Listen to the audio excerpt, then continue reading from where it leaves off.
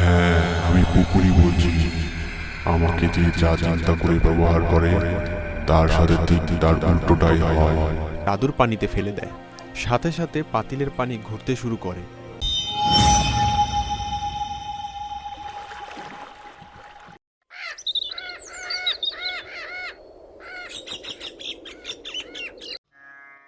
রাকেশ একটি কাজের জন্য এদিক ওদিক সন্ধান করে। সারাদিন কোনো কাজ খুঁজে না পেয়ে সে অনেক দুশ্চিন্তায় পড়ে যায়।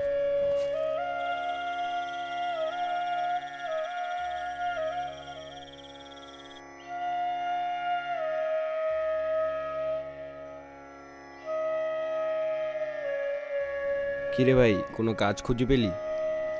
না রে ভাই, কোনো কাজ পেলাম না। ভাই শোন, তোকে একটা কথা বলি। আমার কাছে শেষ এই 10 টাকাই আছে, কিন্তু এই টাকা দিয়ে আর কি বা হবে। তুই যদি কোনো কাজ খুঁজে পেতি তাহলে ভালোই হতো। তুই আমায় টাকা দিচ্ছিস? তোর তো নিজেরই টাকার প্রয়োজন। হ্যাঁ ভাই, কিন্তু তোর অবস্থা তো আমার থেকেও খারাপ। তুই আজকে সারাদিন এত খুঁজেও কোনো কাজ খুঁজে পেলি না। হ্যাঁ রে ভাই, কিছু একটা করতে হবে, না হলে আমরা না খেতে পেয়ে মরব। এই কথা শুনে রবি সেখান থেকে চলে যায়।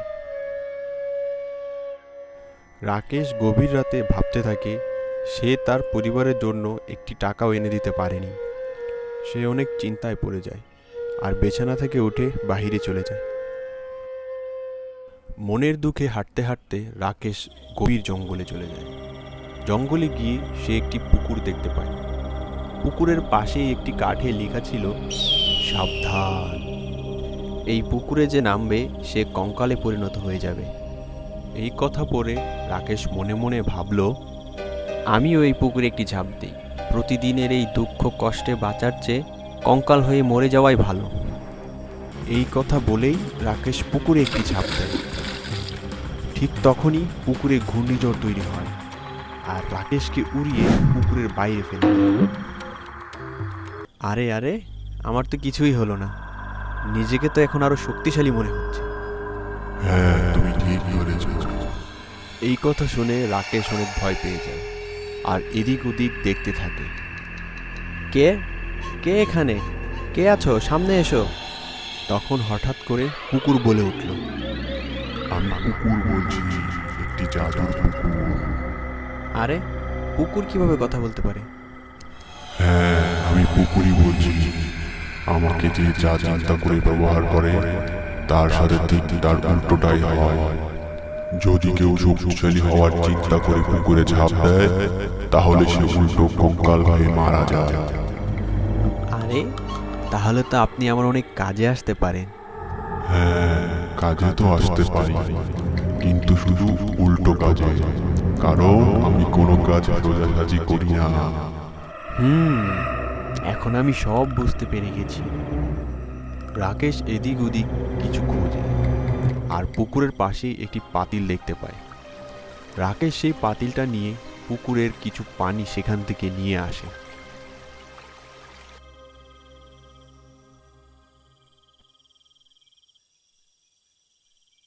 ভাই, কোথায় তুই? একটু এদিকে আয়। আরে কি হয়েছে, ডাকছিস কেন?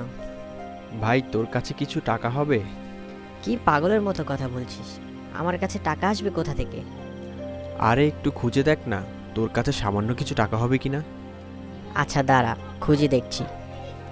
রাকেশের ভাই রান্নাঘরে যায় আর চিনির ডিব্বা থেকে একটি 10 টাকার নোট বের করে আনে।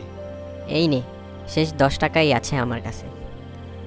হে জাদুর পানি, আমার হাতে 10 টাকা যেন খরচ হয়ে যায়। ভাই তুই এসব কি বলছিস? এই 10 টাকা কত কষ্টে জমিয়েছিলাম, তুই তাও খরচ করে ফেলবি? এদিকে রাকেশ সেই 10 টাকা জাদুর পানিতে ফেলে দেয়। সাথে সাথে পাতিলের পানি ঘুরতে শুরু করে। কিছুক্ষণ পর অনেকগুলো টাকা পাতিল থেকে বের হয়ে আসে। হে আল্লাহ, এটা আবার কেমন জাদু? কি অবাক হলি তো? এটাই জাদুর পুকুরের পানির কাজ। কি বলছিস? এই পাতিলে জাদুর পানি আছে? হ্যাঁ রে, কিন্তু এটা শুধু উল্টো কাজ করে। দেখলি না, আমি টাকা খরচ করতে গেলাম কিন্তু উল্টো সে আমাকে আরো বেশি টাকা দিল। আল্লাহর অনেক শুক্রিয়া, এখন আমরা আমাদের দুঃখ দূর করতে পারবো।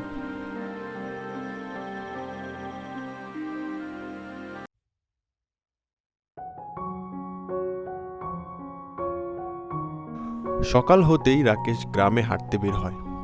কিছু দূর যেতেই দেখে রহিম চাচার সাথে জমিদার মশাই দাঁড়িয়ে আছে, আর জমিদার কান্না করছে। আরে রহিম চাচা, জমিদার মশাই এত কান্না করছে কেন? কি হয়েছে ওনার? ওনার তো টাকা পয়সার কোনো কমতি নেই। এত টাকা পয়সা আমার কোনো কাজেরই না। দেখো, আমার শরীরে চর্মরোগ হয়ে গেছে, আমি কোনোভাবেই সুস্থ হতে পারছি না। ধীরে ধীরে এই রোগ আমার পুরো শরীরে ছড়িয়ে পড়ছে। কিছুদিন এভাবে চললে আমার পুরো শরীর খসে পড়বে। হে আল্লাহ, এটা তো অনেক ভয়ানক রোগ। আমি শুনেছি তুমি নাকি ঝাড়ফুঁক জানো। আমাকে তোমার ঝাড়ফুঁক দিয়ে সুস্থ করে দাও, তাহলে তোমাকে আমি যত খুশি টাকা দেব। 1 লাখ 2 লাখ যা চাও তাই দেব। আচ্ছা ঠিক আছে। তখন রাকেশ পাতিলটা আনার জন্য বাড়ি যায়।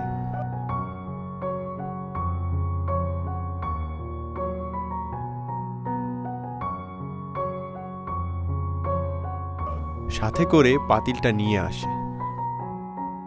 জমিদারের সামনে এসে রাকেশ কিছু পানি তার হাতে নেয় আর বলে, জমিদারের শরীরের চামড়া খসে পড়ে যায়, জমিদার যেন সুস্থ না হয়। এই এই তুই কি সব উল্টো পাল্টা বলছিস? তোর এত বড় সাহস, তুই আমার নামে বদদোয়া করছিস? তোকে এক্ষুনি আমি ফাঁসিতে ঝুলাবো। ঠিক তখন রাকেশ সেই পানি জমিদারের গায়ে ছিটিয়ে দেয়। কিছুক্ষণের মধ্যেই জমিদারের চর্মরোগ চলে যায়। আরে আরে রহিম চাচা, দেখুন দেখুন, আমি সুস্থ হয়ে গেছি, আমি সুস্থ হয়ে গেছি। এই নাও রাকেশ, তোমার 2 লক্ষ টাকা। রাকেশ তার টাকা নিয়ে বাড়ি চলে যায়।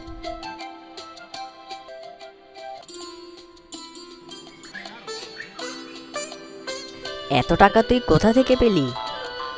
জমিদারকে চর্মরোগ থেকে সুস্থ করেছি, তার বিনিময়ে এই টাকাগুলো পেয়েছি। এখন থেকে তো আমাদের সব দুঃখ দূর হয়ে যাবে। এখন তো পুরো গ্রামে আমাদের সুনাম ছড়িয়ে পড়েছে। লোকেরা মনে করে আমরা ঝাড়ফুঁক দিয়ে সব ঠিক করে দিই, কিন্তু তারা তো জানে না যে এইসবেই জাদুর পানির কামাল। আরে বাহ, তাহলে তো এখন থেকে আমাদের টাকার আর অভাব হবে না। উপরওয়ালাকে অনেক ধন্যবাদ যে আমরা এই জাদুর পানিটা পেয়েছি।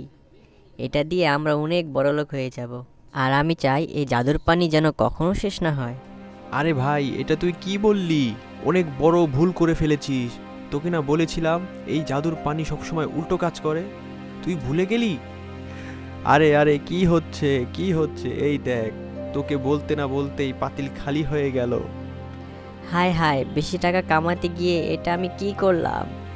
চল ভাই চল, তাড়াতাড়ি ওই পুকুর থেকে গিয়ে আরো পানি নিয়ে আসি। হ্যাঁ হ্যাঁ, তাড়াতাড়ি চল। তারা দুজন সেই জঙ্গলে চলে যায়। পুকুরের কাছে গিয়ে দেখতে পায় পুরো পুকুরের পানি শুকিয়ে গিয়েছে। আরে আরে, এটা কি হয়ে গেল? পুরো পুকুর শুকিয়ে গেল, 1 ফোঁটা পানিও রইল না। হে খোদা, কি করলাম আমি? আজ আমি একটি জিনিস বুঝতে পারলাম, আমাদের বেশি খুশিতে আর দুঃখে সবসময় ভেবে চিন্তে কথা বলা উচিত, না হলে এমন পরিস্থিতি আমাদের আবারও পড়তে হবে।